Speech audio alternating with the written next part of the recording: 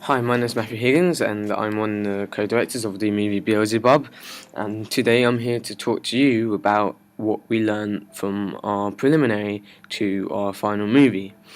So for our preliminary, what you'll be seeing on the screen now, we were tasked by executive producer Richard Worthington to create a video of a character walking to a room, talking to another character, showing that we understand media concepts such as shot reverse shot and the 180-degree rule.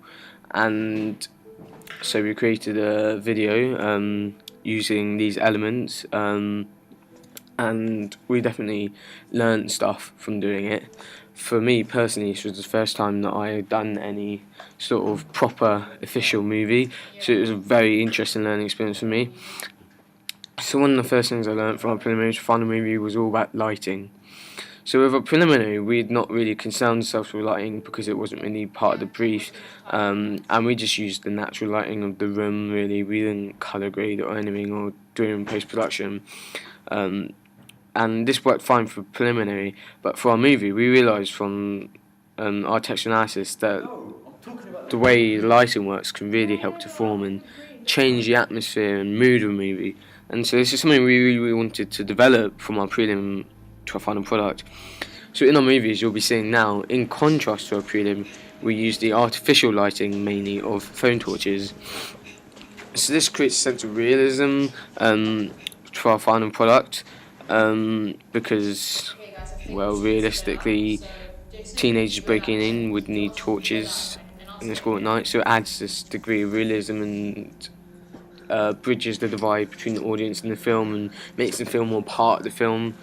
It also heightens the fear of the audience. As what I think was very effective in our own movie was that we used revealed the bare minimum that we needed, and so we kept this fear of the dark because you don't know what's in the dark, and this heightens the tension and fear for the audience. And you can see here, like, just the difference between our prelim with our use of natural light in our final movie, which I feel really developed. And like I said, it can really change the feel of a movie. And in post-production, we use colour grading to tone down the brightness of some shots to fit with the rest of the movie. And I feel this is a really important skill to develop. And you can see the difference here between our preliminary and our movie and how we developed our use of lighting to be very suggestive and heighten the fear of the audience. Something we also felt that we developed was our range of camera shots. So with our preliminary, except for the beginning bit, our camera is fairly static and there's only a small variety of shots really. However, I feel that in our movie the camera was a lot more dynamic and we included even more variety of shots. So we used different shots to represent different emotions to the audience.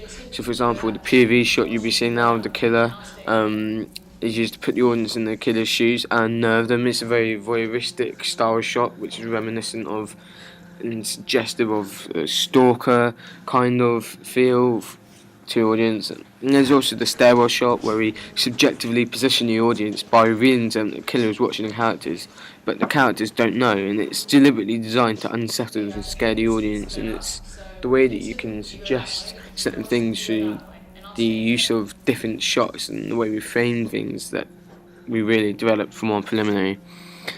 A movie also needs a variety of shots to keep the audience interested and to reflect real life, because you don't see the same shot in real life. We need different angles to keep the audience's interest. We also experimented with the way we framed our shots.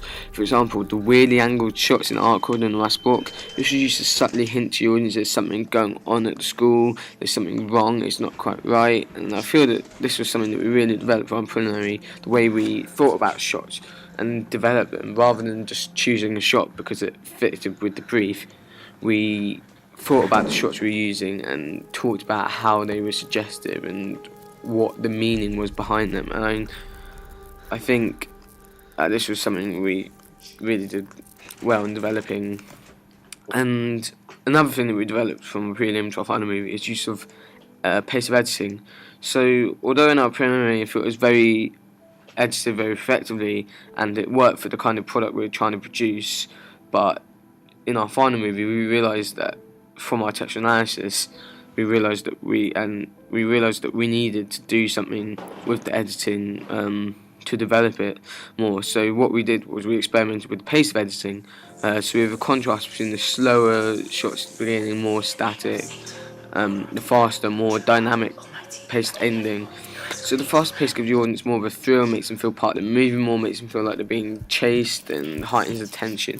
And the slow pace unsettles the audience because, again, it adds to this sense that something's not quite right. It adds to this atmosphere that we've created, and it's something that we learnt through experimenting with the editing in the post-production period, and it's something that we definitely developed further from our preliminary to our movie.